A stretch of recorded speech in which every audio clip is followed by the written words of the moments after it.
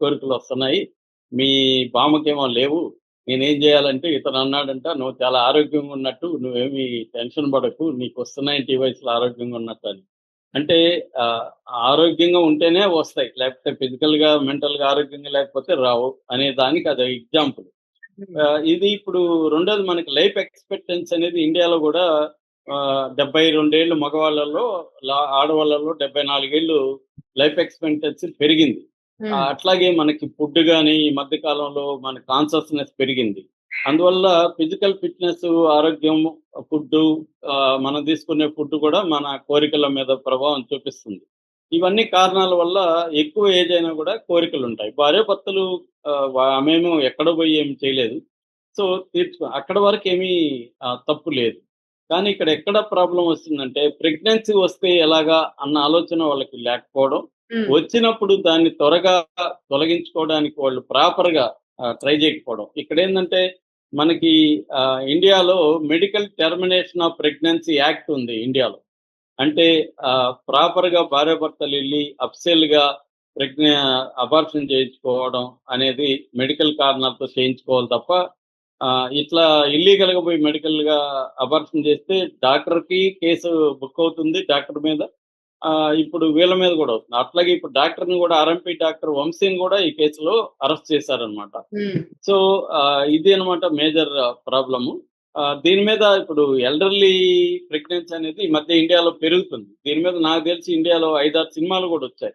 అవును ఆ సార్. మధ్య 'వాటర్' అనే సినిమా వచ్చింది. తర్వాత 'బదాయి హో' అని వెరీ పాపులర్, చాలా పెద్ద హిట్ అయింది 'బదాయి హో'. దాంట్లో గూడా ఆమె 45, 50 ఏళ్ళు ఆమె, వాళ్ళ కొడుకు పెద్దోడు 20 ఏళ్ల కొడుకుంటాడు. అప్పుడు ఆమె ప్రెగ్నెంట్ అవుతుంది. దాని మీద చాలా వండర్‌ఫుల్‌గా డీల్ చేశారు. తమిళ్‌లో గూడా 'వీట్ల విశేషం' అని రీమేక్ అయింది. అట్లాగే 'గుడ్ లక్' అని సినిమా ఉంది. అందులో 75 ఏళ్ల బామ్మకి ప్రెగ్నెన్సీ వస్తుంది ఆ 'గుడ్ లక్' సినిమాలో.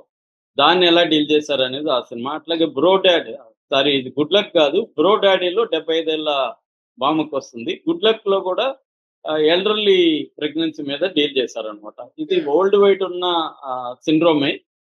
దీన్ని ఎలా డీల్ చేస్తాము అనేది ఇంపార్టెంట్. యాక్చువల్‌గా ఇవాళ మనకి కాంట్రాసెప్టివ్ మెథడ్స్ బాగా పెరిగాయి.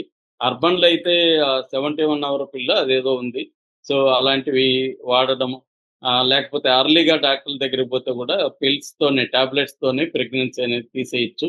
కానీ వీళ్ళు ఇక్కడ ఇంకొక యాస్పెక్ట్ కూడా, ఇప్పుడు మీడియా రోల్ కూడా, మీడియా టైటిల్ ఎలా పెట్టిందంటే అర్థం ఏంటి? అవునవును.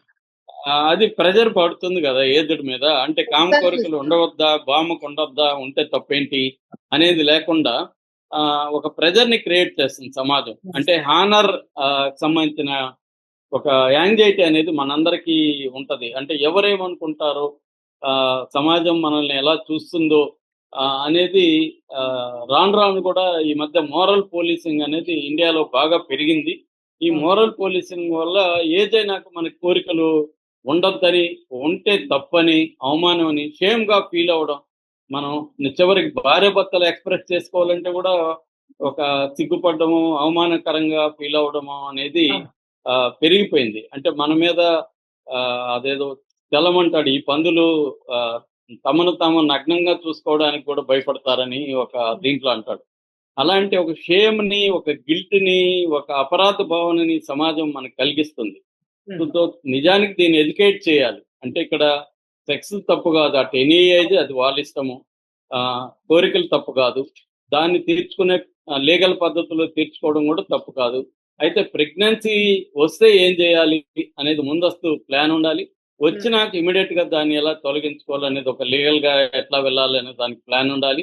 అవి లేకపోవడం, ఆ కైండ్ ఆఫ్ అవేర్‌నెస్ వీళ్ళకి లేకపోవడం అనేది ప్రధాన కారణంగా మనం చూడాలి. మ మన సమాజం తప్పు కూడా ఇక్కడ క్లియర్‌గా కనబడుతుంది. అంటే మనం, యెస్. మనది హానర్ బేస్డ్ సొసైటీ అంటారు. హ్మ్. అంటే మనం హానర్ మీదనే ఈ సమాజాలు బతుకుతుంటాయి. పరువు మీదనే బతుకుతుంటాయి. ఈ అవును. పరువు వల్లనే అనేక మంది జీవితాలు అతలాకుతలం అయిపోతుంటాయి. అందుకని దీంట్లో ప్రధానంగా సమాజం యొక్క ఒత్తిడి వల్లనే వీళ్ళిద్దరూ పెంచుకోలేకపోయారు. Number 1 reason. నంబర్ అవును. 2 రీజన్ ఆర్థిక పరిస్థితులు. ఇవాళ ఒకప్పుడేంటి 10 మంది బిడ్డలను కూడా సునాయాసంగా పెంచేసేవాళ్ళు. అవును. ఇవాళ ఒక బిడ్డని పెంచడం కూడా వెరీ వెరీ డిఫికల్ట్ అయిపోతుంది. సో, కాబట్టి మనం పెంచలేము అన్న ఒక భయంతో వాళ్ళు చేశారు. ఇప్పుడు దానికి వాళ్ళు ఫలితాన్ని అనుభవిస్తున్నారు. ఈ వయసులో వాళ్ళిద్దరూ జైలుకెళ్ళి జైల్లో గడపడం అనేది కూడా వెరీ హై రిస్క్. సో వాళ్ళు ఏ పరువు అయితే పోవద్దనుకున్నారో ఇవాళ ఆ పరువే ఇంకా దారుణంగా రైట్. పోయింది. Thank you sir. Thank you.